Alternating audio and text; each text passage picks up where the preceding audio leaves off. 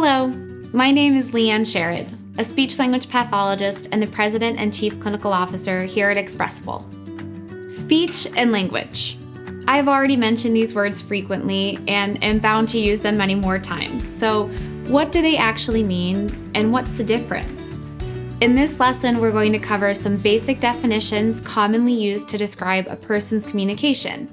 This will help you understand the different parts of communication, track how your child's communication is progressing, and prepare you for the lessons ahead.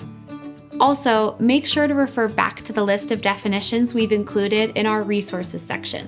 While speech and language may seem similar and are often used interchangeably, they are actually two very different but related parts of communication development. For children with communication challenges, some may struggle with both, others with one or the other. Knowing the difference can be key to your child's success. Let's start with speech. Speech refers to the physical act of producing sounds and saying words, much like I'm doing now. While it may feel very easy and natural to us, speaking actually requires the development of our oral motor abilities. This refers to how we coordinate our facial muscles like our lips, tongue, and jaw with our breath and vocal cords to produce accurate sounds. Language, on the other hand, refers to how we use this verbal and nonverbal communication to express our needs and understand the world around us.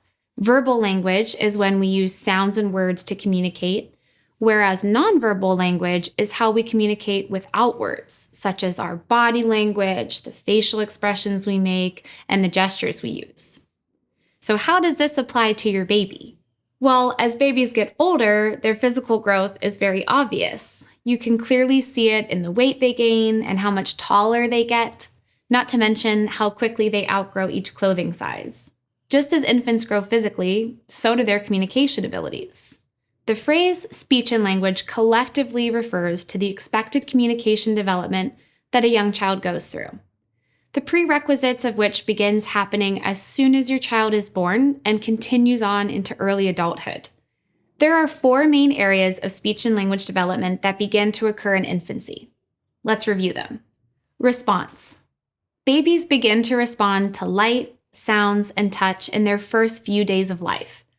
As they get older, infants begin to respond to the people they're around. These back and forth exchanges, whether it's eye contact or a giggle, are some of the first signs of communication. Vocalizations. From the first few months onwards, your baby will begin to experiment with their voice, vocalize, and produce sounds. You first hear this in coos and babbles, and eventually consonants and vowels that make up our language.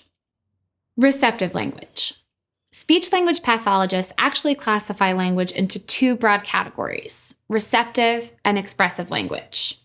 Receptive language refers to the words that a child is able to understand. You may notice early signs of growing receptive language when you tell your baby it's time to eat and they quiet down, or you say bye-bye and they wave back at you. Expressive language. Expressive language is your child's output of communication. As mentioned before, expressive language can be nonverbal, like pointing and gesturing, or verbal, such as using words to articulate their needs. Within these 4 areas of development are even more specific skills that children progress through month by month, which we'll cover in a bit. You can think of speech and language development like a staircase. When climbing stairs, we don't reach the second story in one jump. We take one step at a time until we reach the top. The same is true for your child's speech and language development. They have to climb up each step of development before they can become a strong verbal communicator. Your job is to be that supportive and sturdy hand guiding them up those steps and along their communication journey, and reaching out to steady them when they stumble. As parents and caregivers, there's nothing we long for more than to be able to communicate with our children. It's what connects us together.